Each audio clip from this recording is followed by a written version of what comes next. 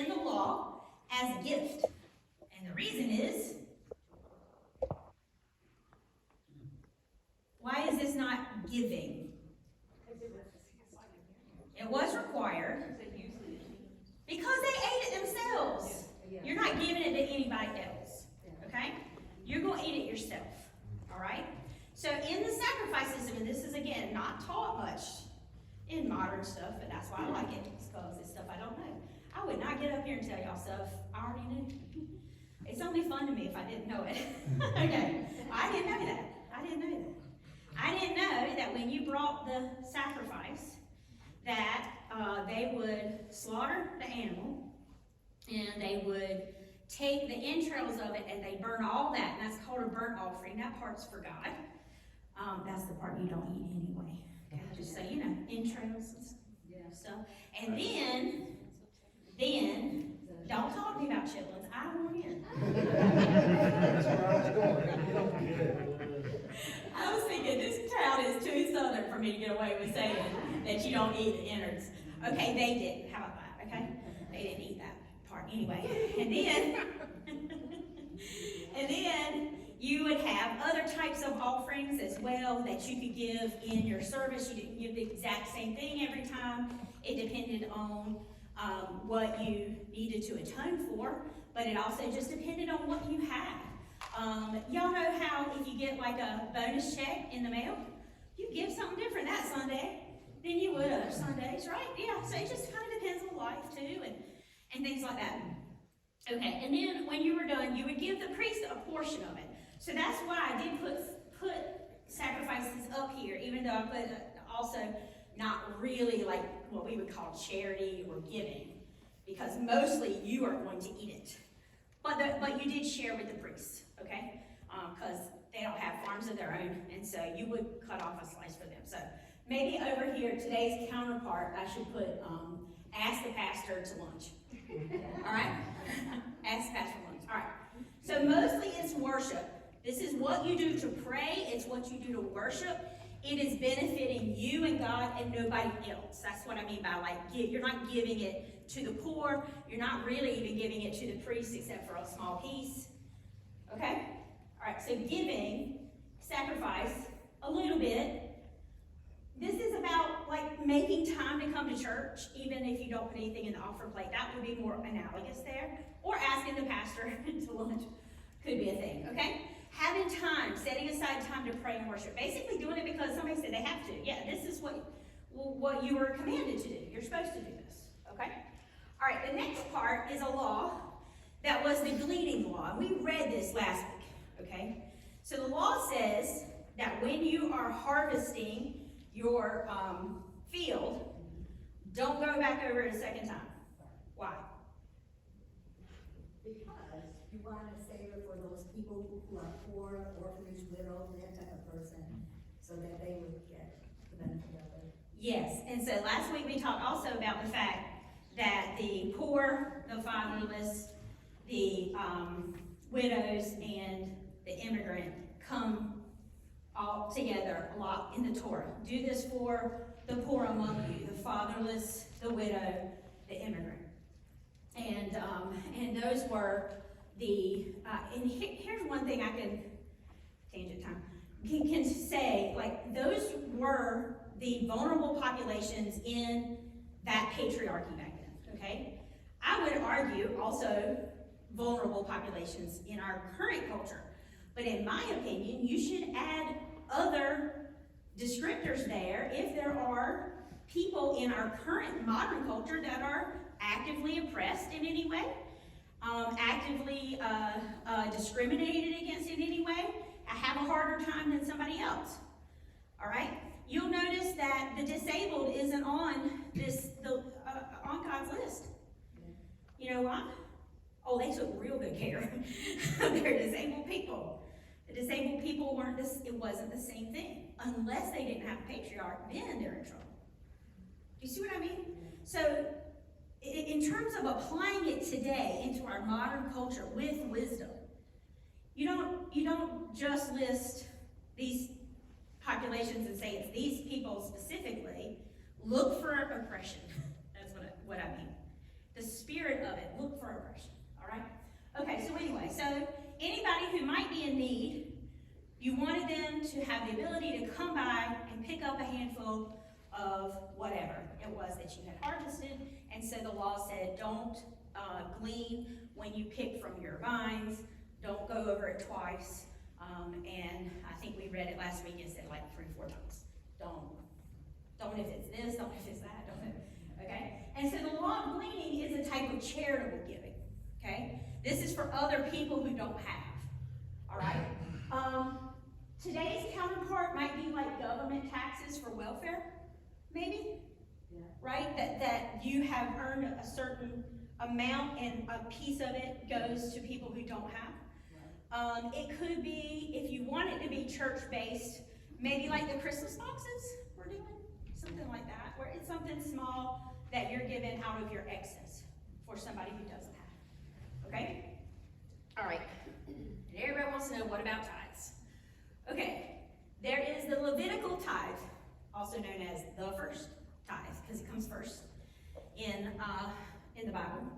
And this is giving to the church, okay? So 10% of your income, in whatever form it is, okay? It's probably not coins, it's probably, especially at the beginning, dry goods and cattle and whatever, right?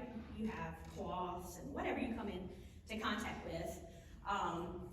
That 10% would go to the temple to be used by the Levites and to be used by the temple for the upkeep of the temple as well. Why did the Levites need money? Because they don't own anything. They weren't allowed to own anything. That's correct. Good. They weren't allowed to own anything. They weren't allowed to farm. Why? Because of the word holy. The word holy, remember, it doesn't mean you do the right thing. The word holy means set apart.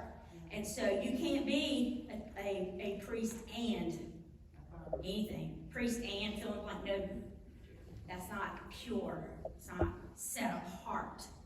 Get what I'm saying? Okay? So the priests had to be set apart. They were holy. They were dedicated to God. They had what God had given them directly and only what others gave them through giving to the church. Okay? Very much like how churches work today. And so your church tithe, which again would be still 10%, at least most modern Christian churches believe that to be true, would be your church support, and it's directly analogous to the Levitical tithe. Shannon? Yep. Wouldn't that also include those helpers of the church, the ones who lit the candles and all that? Those are all Levites. So the Levites is a whole tribe of people. Yeah. It's 1/12, right, of the whole people who came out. And it includes more than the priesthood, especially as you go on down through history. So at first, it might be mostly priests, but by the time of Jesus, there were way more Levites than you needed in the priests, and that's why the parable of the Good Samaritan says, a Levite passed by and then a priest passed by, and you say, and a priest a Levite? Yes, but not all. yeah, all priests are Levites, but not all Levites are priests. You see what I'm getting at? Yeah. Y'all with me? Yeah. Okay. By Jesus' time, in order to be a priest, you had to be able to show direct descendant of Zadok, the high priest of Solomon. And those people were called Sadducees because somehow the word Zadok and Sadducee are related. Of Zadok and Sadducee, somehow. Anyway, interesting stuff. I love it. Lots of nice little tangents. Okay, the second one is called the festival tithe. This is also 10% of your resources, and that you will give every year. So here, you wouldn't always give it directly to the church, although a good bit of it did go directly to the church. This was almost like a separate savings account, if they had those back then, where you would put aside stuff so that when the feast of blah blah came around, you had enough resources to travel to Jerusalem, to the temple. You won't have to take a week off work just to get there, right? And have the resources to go, and then to be able to make the sacrifices while you're there, and there might be a temple tax that helps them actually run the festival. And so 10% of your income is set apart for that, okay? All right, I was just wondering how many festivals do these people attend? 7. 7 of them? Yeah, there's 7 festivals, although one is the Sabbath, which happens every week. But the answer to most things in the Bible is 7. So it's a good bet if you're not sure. You can roll the dice, but make sure it goes up to 7, all right?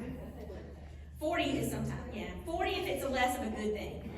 If it's a flood or a wilderness thing, temptation, those are 40s. Good stuff, 7s, all right. Yeah, but there are 7 festivals, but they count the Sabbath. Yes. They all do most of them, right? They're not all required to go to Jerusalem. So remember that when you're talking about the tabernacle, temple's right there, you went every day. You didn't do a festival every day, but you went every day. But as time marched on, thousands of years later, there was one temple in Jerusalem, and you might live in Galilee. And it might take you like 14 chapters of Luke just to get. Anybody know how many chapters of Luke is the Galilee to Jerusalem? It's most of Luke. Most of the book of Luke is a trek. So anyway. I attended a class on festivals years ago, and I've forgotten all about it. It was probably mine. Yeah. Weren't some of the festivals you're only required to go once in your lifetime? I don't think so. No? I don't think so. Now, by the time of Jesus, even though it was in the Torah that you go every year, people could not, especially if they were poor. And none of the Jews thought, oh, well, you're condemned. I mean, they didn't think that way. Yeah, this went along with the legalities of being a Jew and all that. you know, Yeah. So if you, I think if you read Torah, it'll say that there are 3 of the 7, I think, that you are supposed to go to the temple in Jerusalem. yeah. And that would be a yearly thing. But I do know that by Jesus' time, when he went to the temple his last time, it may well have been also his first time. Because he did live so far away. All right. Things happen. Yes, obviously not his first time. He went when he was 12, right? We know that. So maybe not the first time. But people don't think unless you really had means that you could necessarily go. Because, I laughed and said, well, it'll take you a week to get there. Probably longer, y'all. Right? This is one of the reasons why, when we talk about the birth story at Christmas time, they didn't just get to town that night. That they would have stayed for months. And probably while they were there, Joseph would have gone off and gotten some work. He was a handy craftsman. He could do, historians say definitely wood, but almost certainly also stonework, because that was so much easier for people to afford.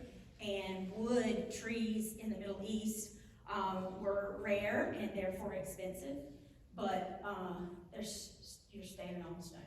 It's everywhere. So, but the word in the Bible is craftsman. So we don't, know necessarily from that, but that he probably would have stopped and gotten some local jobs to do that. Life was real different, right? It's hard sometimes to go back. Didn't we get told all our life that Jesus was a carpenter? So really, he probably wasn't a carpenter. Yes, he was a carpenter. I just think he probably also did other things, because I believe that it probably would have been very difficult to make a living only as a carpenter. What was the name again? Craftsman. Craftsman. Yeah, this is cool stuff, yeah. Which is interesting when you consider he created everything he was. Yeah, he did. Yeah, can you imagine like chiseling on a stone going, I remember when I made you, right? I could have just made you look like this to start with. Man. Hindsight's 20/20, right? Yeah. Yeah, it's fascinating. The whole paradoxical conundrum of God become man. It is a paradox. How, right? Yeah, crazy. In the same way that Jesus was for sure ritually unclean at times in his life, because every human being is. Jesus, y'all. No.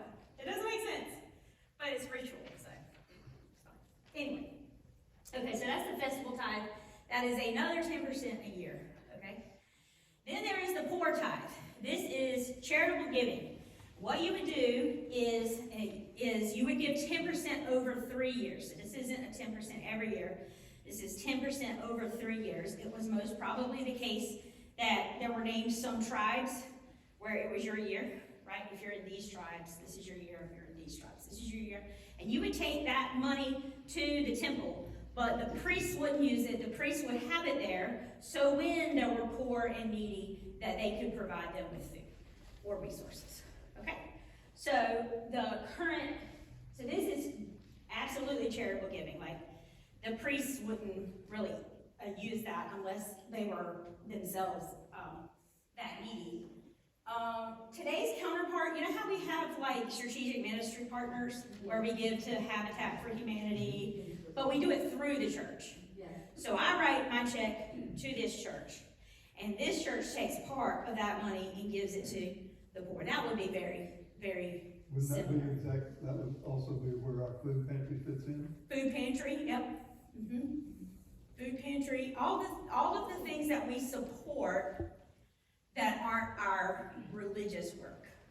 The work of owning this building and keeping the lights on, and you know what I mean? Yes, separately. All right? Okay, so that's the poor tithe. So there's 3 tithes, but one of them is every 3 years. So why they still call it a tithe, which means 10%, is because the Bible likes 10 almost as much as it likes 7. So they still call it a tithe. Okay. Then you have free will offerings. Free will offerings includes this idea of first fruits. And we often hear about first fruits when we talk about giving, but it's actually a separate thing from tithes, okay? So if I'm going to tithe, should I give, is that, the same as giving a first fruits? No. It's related, it's overlapping, but it's not quite the same thing. So free will offerings, these are, as you can understand from the name, not obligatory, right? These aren't the things you have to do because, you messed up this day or anything like that. It's not like that, okay? These aren't things you have to do. These are just expressions of thanks, gifts of, just in recognition of God and who He is. Many reasons, obviously, that you could give a free will offering. Now, this could be any type of thing you imagine. It could be part of an animal that you bring as part of your other sacrifice, but that instead of eating it yourself, you give to others. It could be grain. It could be wine. It could really be anything, and you could use it for almost anything as well. So you could give a free will offering and give it directly to a person who's in need. You could bring it to the priests and say, this is for you. Pastor Appreciation Sunday is coming up, November 2nd, right? We give a free will offering, say this is for you. You could bring something to burn on the altar that you're not going to eat as an expression to God of thanks. Okay? You could even give it and burn it and still eat it. Have the priest cook it as a free will offering and still eat it. And that would be okay too. I mean, literally, this is a miscellaneous thing, okay? Now, the first fruits is a principle. It is not a specific offering. It's a principle. And the principle of the first fruits is that if you're going to give God something, you don't give Him the leftover thing. You give Him the first one. And so on the festival of first fruits, you act this out in a festival once a year. You go out to the field, and there's all this, what do we got right now? Corn everywhere? Persimmons. There you go. You would know, I'm not an outside person. So, the most outside I get is food line. Apples. All right, so you go, and you're going to harvest all your stuff, right? But what you do is you get a handful of, if it's like a grain, are persimmons big? They can be. There's American and Japanese. Handful, okay. I've seen it big. You take a handful, and you bring that to, you stop, like you don't keep harvesting. You stop. This is for the festival first. You stop, and you bring that to the temple with much fanfare and laughing and singing and na na na na na. Okay, do that. She's been in the percent of line. I am so glad y'all aren't bored right now. Be honest with you. Say what you want to say. I'm just glad y'all aren't.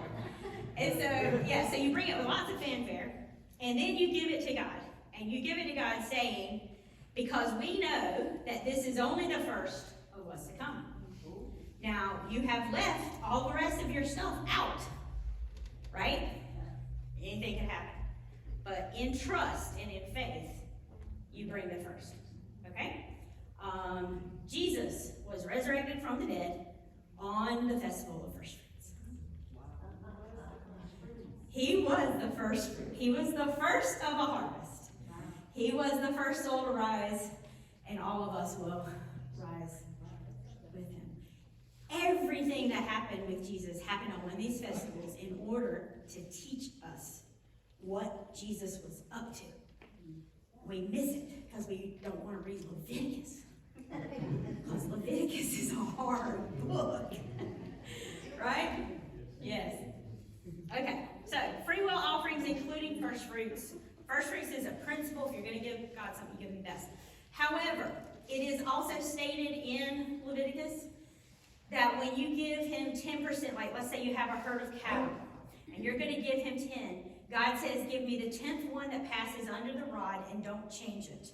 In other words, if you see that the 10th one that comes under the rod, like you just put up a thing and they're going to play limbo and go under, okay? Then the 10th one, you take him out of line, and this one's going to go to the temple.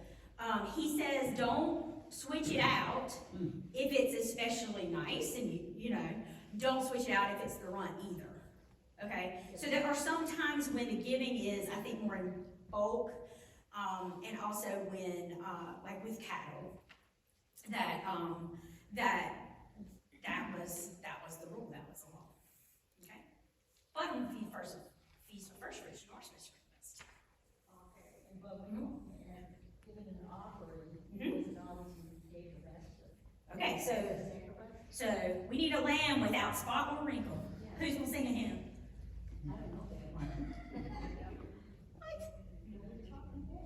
I am not older than all y'all. Do you know it, Tiffany? Yeah, okay. I'm not the only one. Okay. I don't know. It's a song though. It's a song. All right, anyway.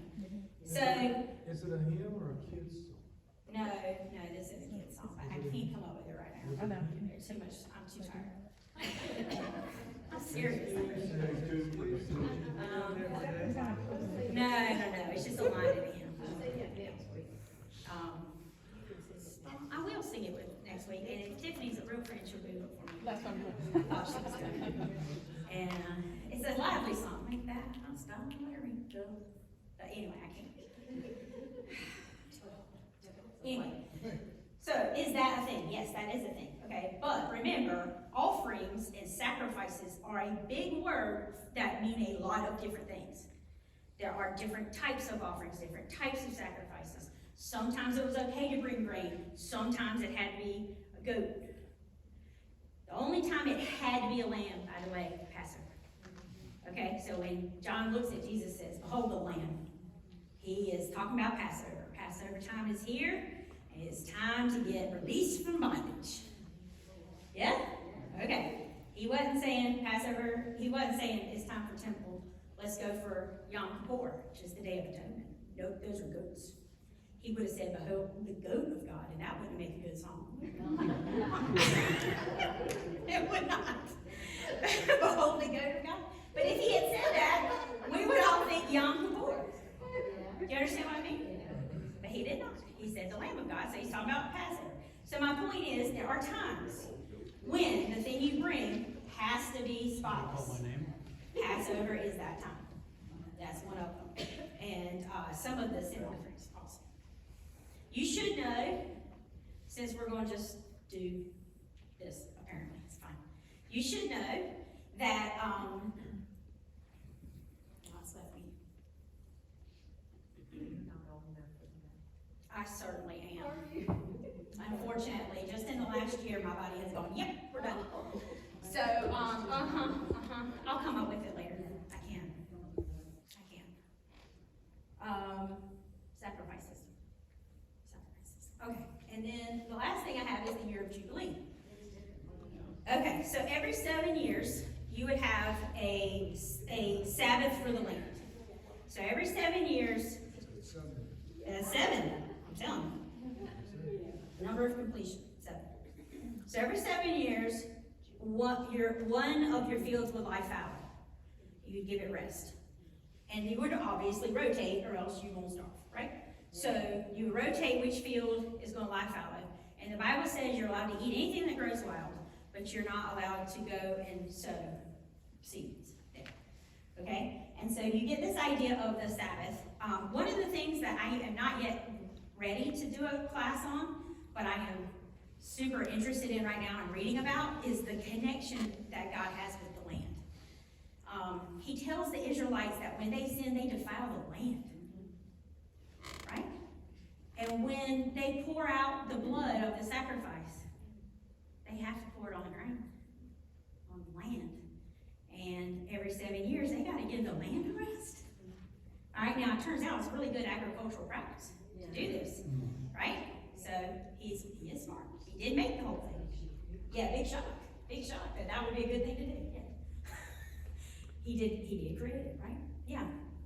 But I still think there's some theology there, not just, it's a smart thing to do, that I'm still working out. Okay, so that's every 7 years.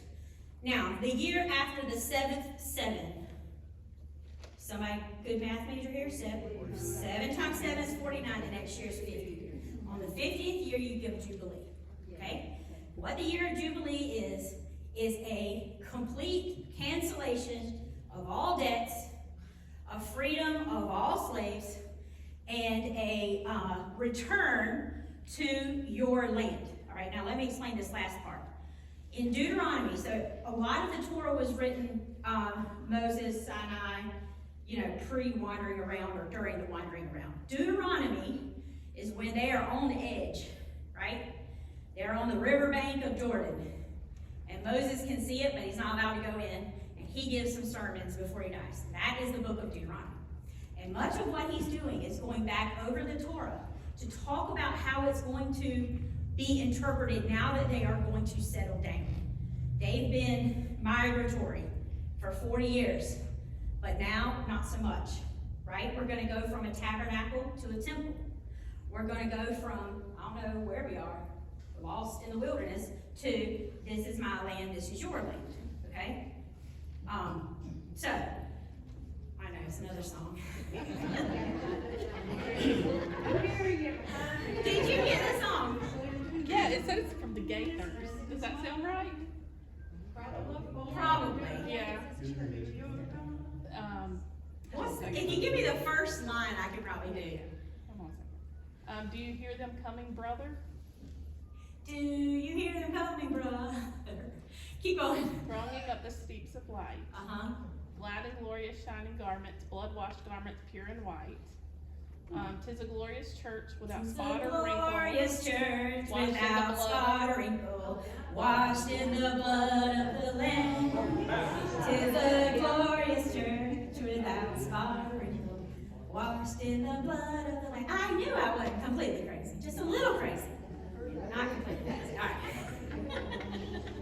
Okay, so back to the year of Jubilee. Year of Jubilee. Okay, so when they go into the Promised Land, God Himself tells each tribe where their land is. He tells you. All right? So He says, okay, this land right here, draw it on a map. This is yours. This is yours. This is yours. This is yours. The Levites were not allowed to have their own section. They were not allowed to have their own cities. They were put near the temple, but they were also had cities of like refuge in the territories of the other 11 tribes. Okay, so if you ever see this on a map, you wonder why there's only 11. That's why. Okay, that's why, because they weren't. Again, they have set apart, right? They're not supposed to own stuff. God owns them. That's the way that's supposed to So go. what, I kind of lost you when you said there were territories. Were those territories for them to go to? Yeah, there were set aside like little townships that if a Levite was visiting there, there would be things there for them to stay. Like an MC. Yeah, something like that, yeah. And I'm sure this changed through history of what these looked like and how many there were and all that kind of thing. But when they first went in, the map was drawn by God, okay? And so let's say that, you know, your crops didn't do so good, your neighbor's crops did great, and now you can't feed your family. So you go over to your neighbor. Now, if your neighbor's a really good person and following Torah, they'll give you food to feed your family. But they also have the option of saying, well, sure, I'll feed you as long as you come over here and work, right? And if it's really bad, and real calamity happens, and the patriarch's gone, and the woman can't farm, what's she gonna do, right? Then you could lease your land, okay? You could lease your land. And even in the Bible, sometimes it'll say sell, but it never was actually a sell, ever. It was a lease. It was like a sublease, okay? And so they would use that farm or that land. But on the 50th year, dead erase, go back home, okay? That's how that works, all right? That's because the land does not belong to you. Land belongs to God, and you belong to God. And so what he says goes. Now, this practice of a year of Jubilee well predates Moses, okay? He didn't think of it first, all right? Now, you could say God didn't think of it first, but I can't say that. But it predates it. So ancient kings, go back to time of Abraham. If a king took over a territory, and he would come in, I'm your king now, right? He would often announce a year of Jubilee. And this year of Jubilee is the same stuff. Land goes back to who used to own it. It's ancestral land. Whoever its ancestral owner is, you get that land. All debts canceled. All right? Anybody who's slave, and back then slave meant indentured servant, right? Like you're a slave because you're in debt, you're poor. Done. You're free. You're free. Okay? And why would they do this? Well, a few reasons. One is if you just took over a person's land, like you're their king now, you just took over, and you announced Jubilee, they like you, and that's good. So less people are going to rebel and try to uprising. Okay, so that's a good thing. It also is an economic stabilizer. Okay, so what can happen in an economy, self-evident, is that over time, people who are poor get poorer and people who are rich get richer. Agreed? Yeah. Okay, so you have money, your kid inherits that money. You have debt, your kid inherits that debt too, right? It's a generational thing, and it can be a spiral in both directions. And by having a reset, an economic reset, it meant that the middle class didn't come up to be an elite class, which again, for a king, is threatening. Okay? So it keeps them from being an elite class. It also keeps them there from being a lower class. Okay? Because it keeps everybody stable, right? So if you were in debt, you lost this, we're going to erase that and reset. And so it keeps there from being a wide division in economic classes. And when there's a wide division in economic classes, bad things happen. Y'all know this, yes? Yeah. Okay, and the exploitation is really bad. So again, smart idea, right? A good idea, smart idea. But earthly kings were smart enough to know it was a smart idea also, okay? Okay, so that's during what period of time? All the way back to Abraham, which would be Okay. 4,000 years ago-ish. Yeah, Abraham and Moses and after that, Current British monarchs have years in 50th anniversary year of Jubilee. Oh, They do. Mhm. okay. It's not, I'm sure it doesn't mean the same thing, but slavery doesn't mean the same thing as it used to and whatever. But yeah, they will still celebrate a 50th. Only kings do it. It'd be weird for a church to have a Jubilee, but it's not weird for, like I know the British monarchs, even in modern times, have done celebrated Jubilee. Was there a year, my memory, was there a year of Jubilee around Jesus' time? It is unclear when these happened, and even if they happened. It was definitely in Torah, but historians cannot point to a time when people specifically actually, they don't know. They don't know. It's a big question mark. They would not have done during Roman occupation, though. So probably not anywhere near Jesus' time. Okay? Because you can't exactly exonerate yourself. They are, the whole nation is a nation of slaves now. So who are you gonna free, right? Okay? All right, so that's important, right? That's important for a lot of stuff that we're gonna talk about. Okay, so this was the tangent I started last week, but I got enough feedback that y'all actually wanted to know this. Does it make sense? Yeah. All right, if you were to ask an Orthodox Jew, how much money are you supposed to give to the church every year? Their answer is 23%. You know why? 10, 10, and a third. Yeah, that's right. That's right. So in other words, like they know they're normal, right? We don't necessarily know that, but, right? But a lot of us do charitable giving outside the church, you know, so there's that. And I think that's largely why, 10%, the Levitical tithe is what the Christian church has tended to stay with. But an Orthodox Jew will say 23%. Interesting, right? Okay? All right, so, okay, so the next thing we talked about last time, I won't spend all on it, but this is phenomenal to me because it changed the way I read a lot of scripture, and I'm going to show you that tonight. 2 words that God in the Old Testament is really interested in. Justice is mishpat, say mishpat. And righteousness is zedekah. Zedekah.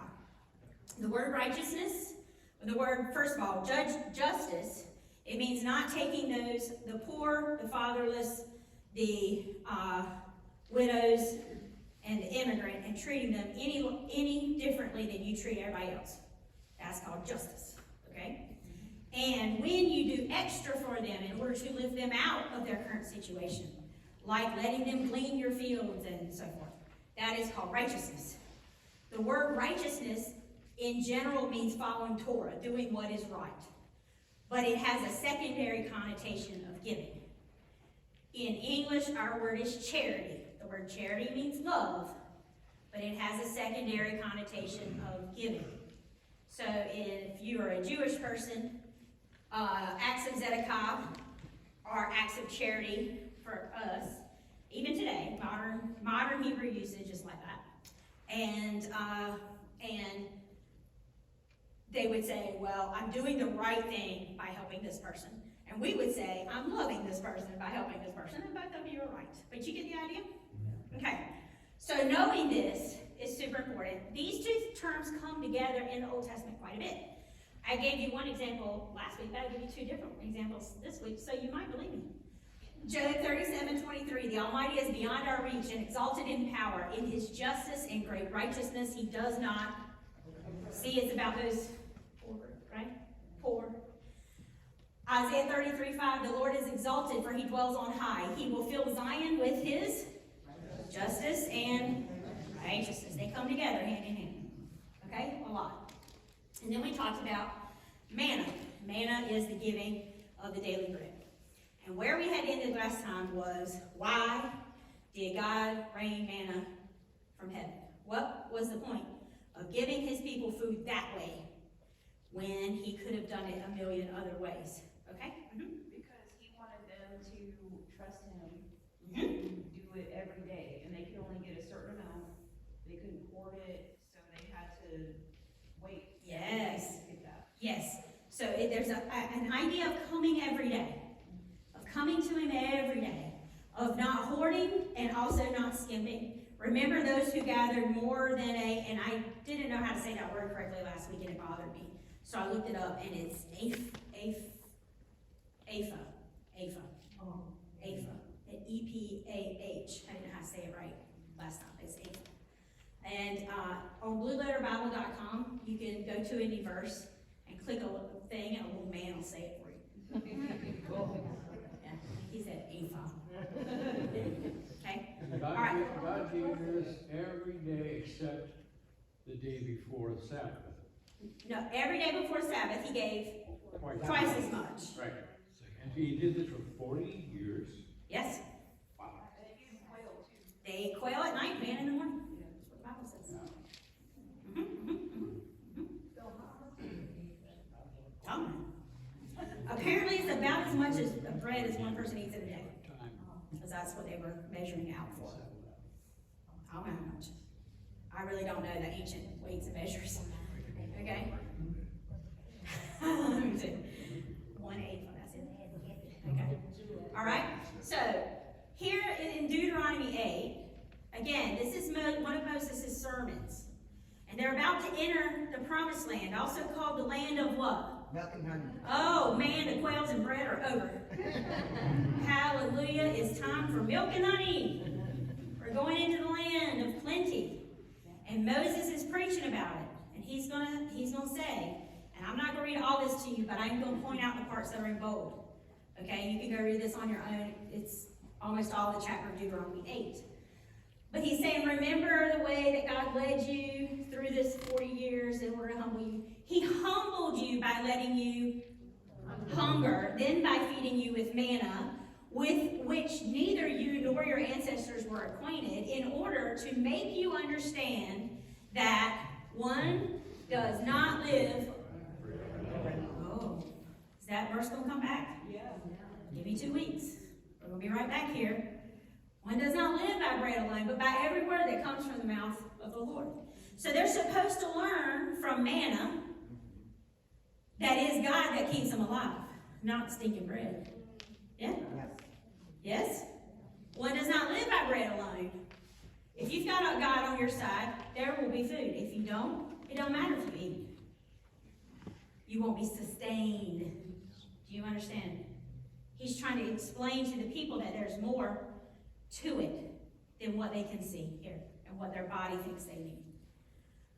He says, just as a parent disciplines a child, so the Lord your God disciplines you. So it was to teach them discipline, self-control. Get just this much and not more. Right? The word discipline means teach. He's teaching them.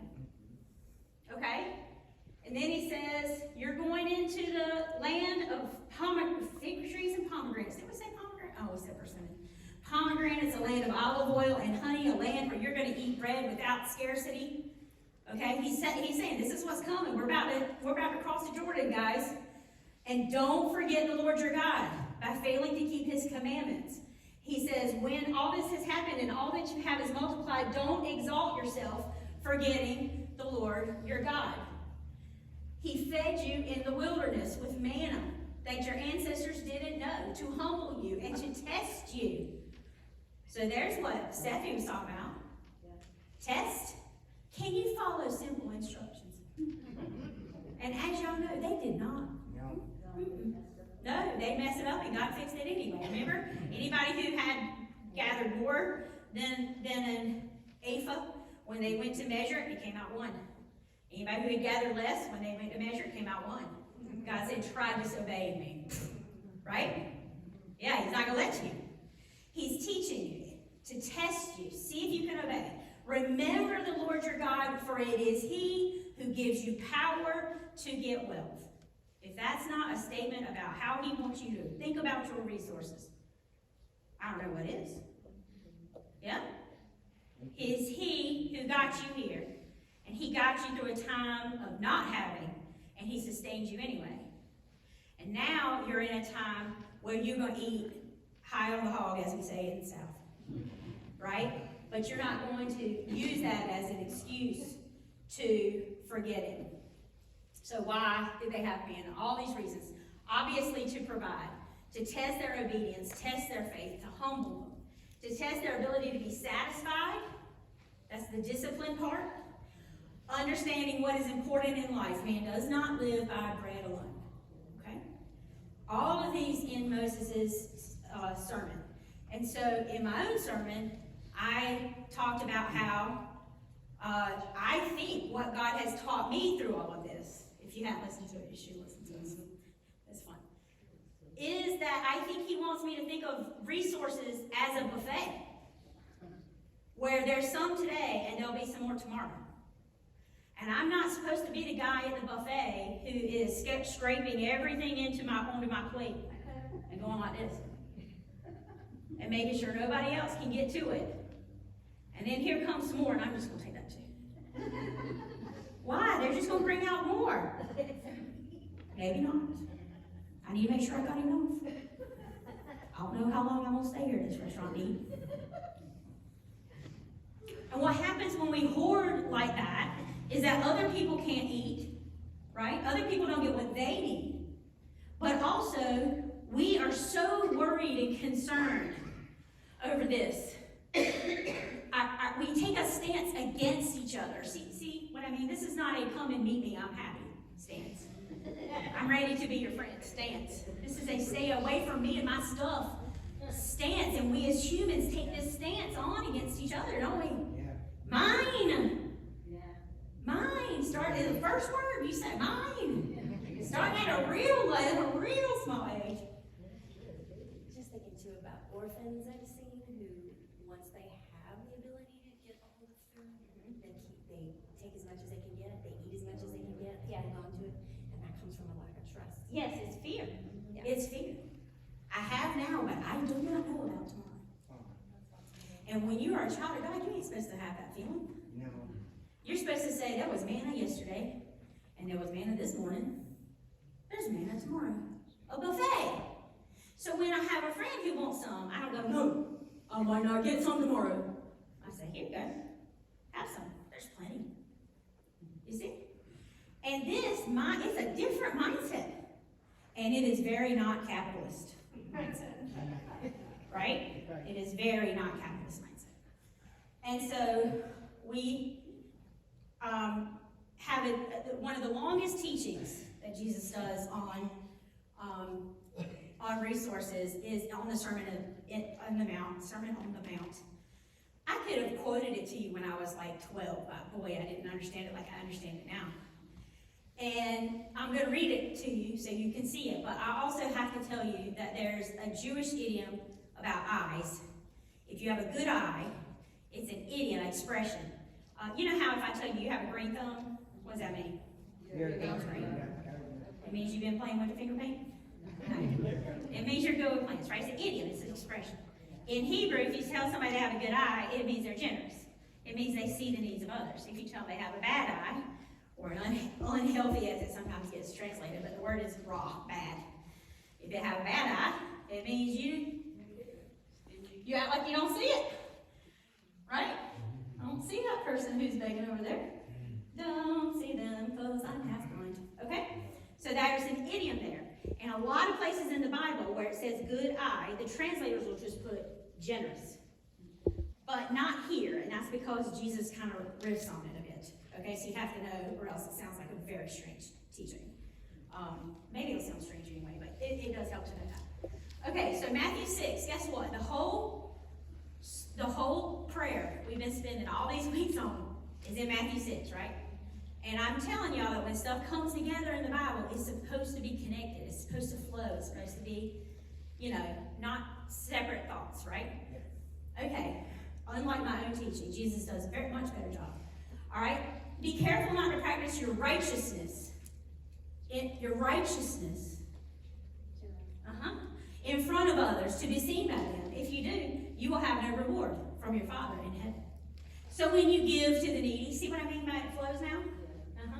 When you give to the needy, do not announce it with trumpets as the hypocrites do. What's a hypocrite?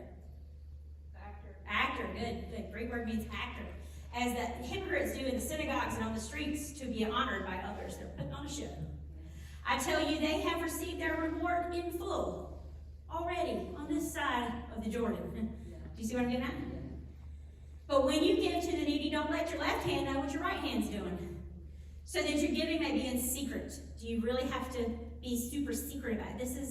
He's obviously, your left hand and your right hand are connected, okay? He's being overly, what's the word? I don't know. It's facetious. Robert, help me. My mind's worse than yours. It'll come back. Then your Father who sees what is done in secret will reward you. And then there's the Lord's Prayer. Do not store up for yourselves treasures on earth, where moth and vermin destroy, and where thieves break in and steal.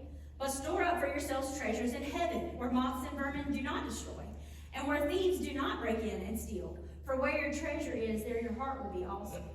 The eye, here we go, is the lamp of the body.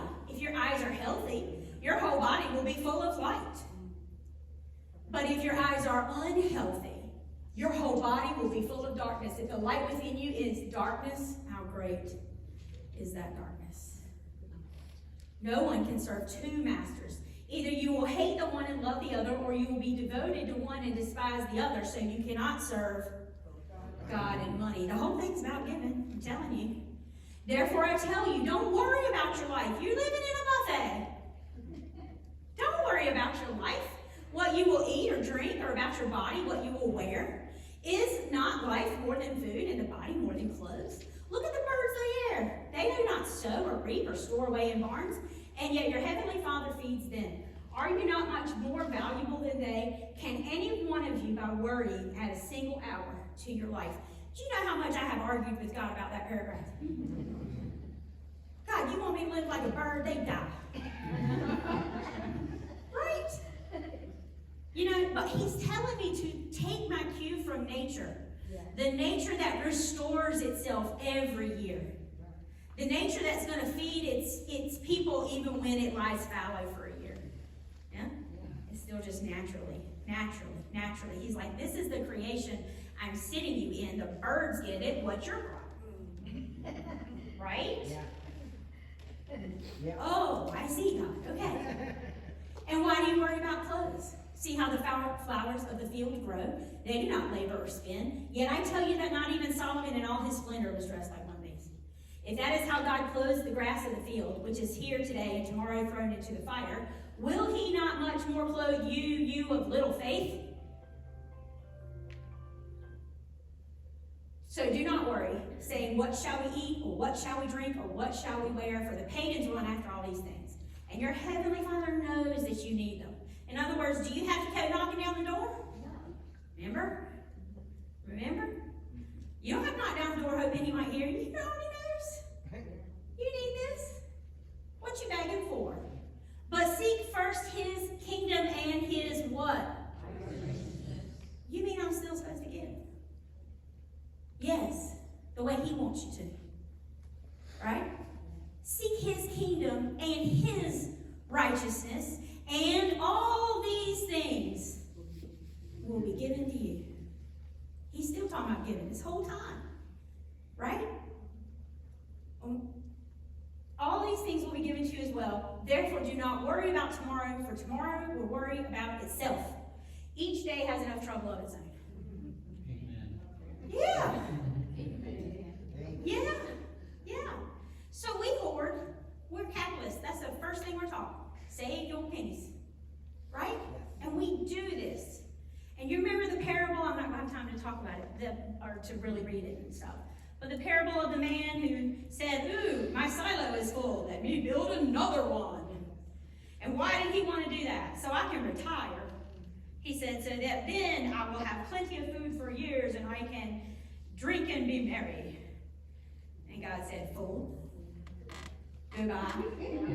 Tonight, you're out of here. Yeah. And then when Jesus heals the blind men, he says it's because of their faith. Yes. The darkness, the unhealthiness of their eyes is cured because of their faith. Yes. Good. Yes. When you really get a glimpse of him, when you really put your faith and your trust in him, he roots all that stinginess and worry and stuff out. It's a little at the time and it's painful. But he's healing all of us, bit by bit, piece by piece. Yeah? Little bit by little bit. Yeah? There's a song there too, don't you listen to that? He's still working on me. Okay? So, I didn't like that parable either. Because I'm one who likes to save so I can retire. And what does Jesus say? Fool? What's he we can retire. Well, yeah. Remember that the proverb that Jesus is quoting says, give me neither riches nor poverty. Either way will not bring honor to your name. Okay? He says that. In our modern culture, if you don't save some, you're going to be in that poverty group. Okay? Because we don't live under the same laws as they do. But what he's saying to the man who said, he says, you're a fool. He said, why do you want to do this? I'm going to have enough food for all my years, and therefore I can kick back, make merry, eat, drink, and be merry. And he's going, if you're living in the kingdom, you'd already be there. Why don't you just eat and drink and be merry right now? And just do it on what you got today, and watch him give you more manna tomorrow. Oh, and then when you got some extra, give it away. Why do you think he blesses you? He blesses you with manna so that you can become the manna and go out into the other. All of this ties back into your vocation as the image of God. When he created man, man is the image of God. It does not mean we look like him. It's not what that word means. That word means idol. We are the idols of his temple. We are the things on the physical side of the world that house the spiritual one. And we are the things through which our spiritual God affects this physical world. And if we do it right, we mirror him. And he blesses us, and we feel the need to bless others. What do you think of? Hoarding it all. Live like you're in the kingdom. Go ahead. That's what he's trying to tell you by giving you a Sabbath day. 1 out of every 7 days. He wants you to not work. Why? Live like you're in the kingdom. He started it already. Seriously. When the Bible says that we take a Sabbath because on the Sabbath day God rested, it's a play on words, y'all. God was not tired. Resting is something kings do when they set up government. When a king sits on the throne, it ain't because he's tired of standing. When you say the king sits on the throne, he's ready to rule. He's done all the things that are needed, and now he rules. That's what that word rest means. And so it's a play on words. I want you to rest because he's resting. I want you to quit worrying about your crops because he's on the throne. I want you to quit worrying about whether or not you're going to be able to retire because God's on the throne. I want you to be more concerned. Y'all, I'm preaching good now. With who is next to you and needy than you are concerned about your next vacation. And that is hard. And when you pray, give me today my daily bread, with Jesus, you are praying, give me neither poverty nor riches. And that's why I make y'all pray it every day, because it takes me praying it every day to even halfway get to want to. I don't want to. But let me tell you, and Ben, I'm glad you said what you said, because this is a mantra for our class. Prayer is not about persuasion. You are not trying to persuade God. It is about change in me. It is about aligning me and my life and my faith and my values with what he's already doing so he can take me along for the ride.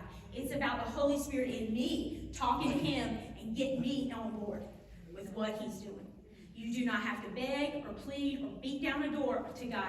He is your Father. He loves you. He knows what you need. He's going to give you good things. But when you do it anyway, he shapes and molds your wants, your desires, and your current resources. And he funnels them where he wants them to be because you are his image and you're committing yourself to that. Prayer is about commitment. Submission and commission, according to N.T. Wright. I submit to you as my God, as my King, and I commit myself to doing what you want me to do. That's what we pray. That turned out pretty good, Joe.